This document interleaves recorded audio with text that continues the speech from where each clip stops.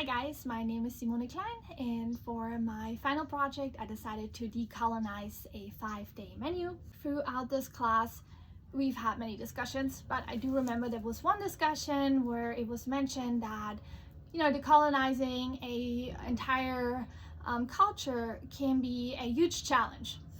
But what I learned throughout this class is that it definitely starts with each of us and that our individual choices really matter. If we make conscious choices and if we set a good example, I really believe that we can make a difference and that we can have a huge impact, especially on our children. Learning about indigenous chefs in class, Sean Sherman really inspired me. I tried his cedar braised bison recipe and it was amazing. While the cookbook I'm using today isn't his, I was so inspired by his work that I decided to experiment with new ingredients and flavors. I ordered a book called Colonize Your Diet, which felt like a perfect fit for this class. And so this class really encouraged me to be more adventurous with flavors and embrace the beauty of Earth's ingredients.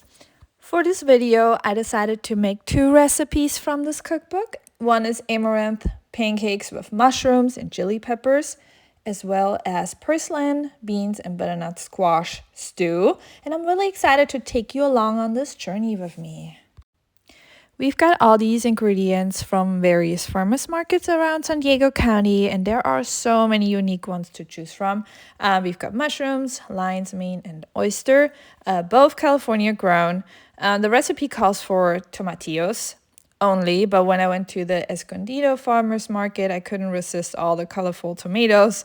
And so I love tomatoes, and the variety of colors and their little imperfections just draw me in. Each one looks so unique, and I couldn't help but buy a few extra. I visited my nephews for Thanksgiving and they grow their own produce in their yard, so they shared one of their zucchinis with me, which is actually a type of squash, and even though the recipe doesn't call for zucchini, I'm adding it because it's a special gift from them. I'm using purple sweet potatoes instead of grated red potatoes because I love that gorgeous purple color, plus they're organic and California grown, so it's a win-win. I'm using sweet peppers for this recipe because I can't handle spicy food. Growing up in Germany, we didn't eat much spicy food, though I wish I could. Here we have blue corn flour called masa harina and amaranth, which is an ancestral superfood that has been cultivated for thousands of years. The lemons come from my yard and I've got fresh herbs from my garden. And even though the recipe calls for white beans, I'm using black beans because they'll add a nice depth of flavor. And as you will see later, they will change colors, turn into a beautiful shiny purple, and they look so artistic. This is the Golden Door in San Marcos, a super cute farm store that I love. I'm originally from Germany, where farmers markets are vibrant and plentiful. There is always a farmers market nearby, and supporting local farmers is a big part of my culture. This is the zucchini we harvested, and my nephew told me it has to be between 6 and 8 inches. Perfect, you can take this one. Aw, thank you! I planted my own herbs in my garden and I am a big fan of mint. So this here is peppermint. Then we got spearmint. Fun fact, spearmint is milder in flavor than peppermint. Then next we got some thyme, which I just recently planted. Then here we got chocolate mint, which has brown leaves on top and actually smells like chocolate. It's fascinating. This is one of my favorites too. And then of course we also got oregano, and we will be using all these different types of herbs for our recipe today. Fun fact, if you let the beans soak for a few hours before cooking, they will cook faster and absorb flavors more easily. I wish you could smell this tomato from the farmer's market. It smells absolutely amazing.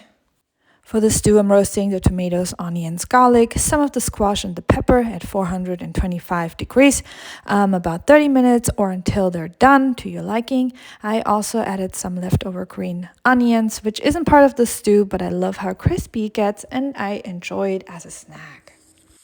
The blue corn masa harina is often added to stews to help thicken the broth and gives the stew a rich, earthy flavor while adding a bit of natural sweetness.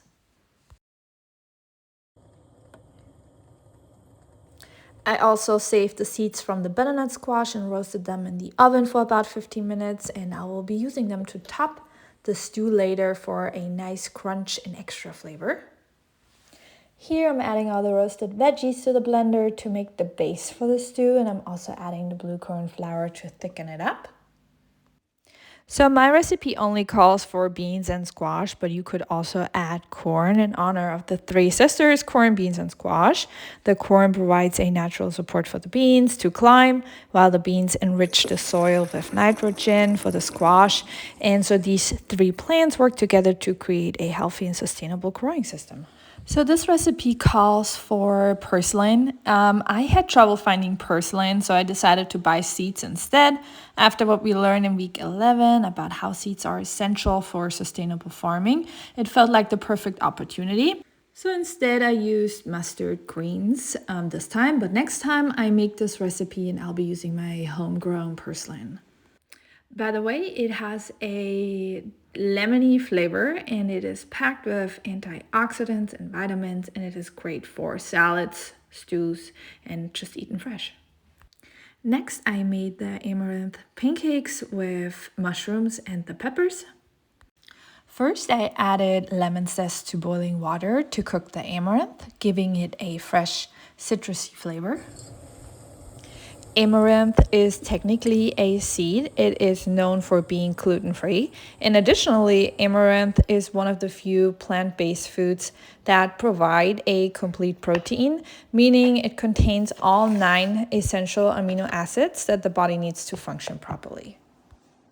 So by using amaranth in my meal, we are not only adding a nutritious ingredient, but we are also connecting with an ancient tradition of food sovereignty and honoring the deep cultural history of indigenous people. Here I am cooking the mushrooms with the peppers for the topping of the amaranth pancakes. My pancakes look a little bit different because I used purple sweet potato, but they were absolutely delicious. Here I'm topping my stew with the seeds, and I believe that taking care of seeds is taking care of our future, ensuring that we have resources to feed ourselves and the planet for generations to come. You like it? I do, it's good.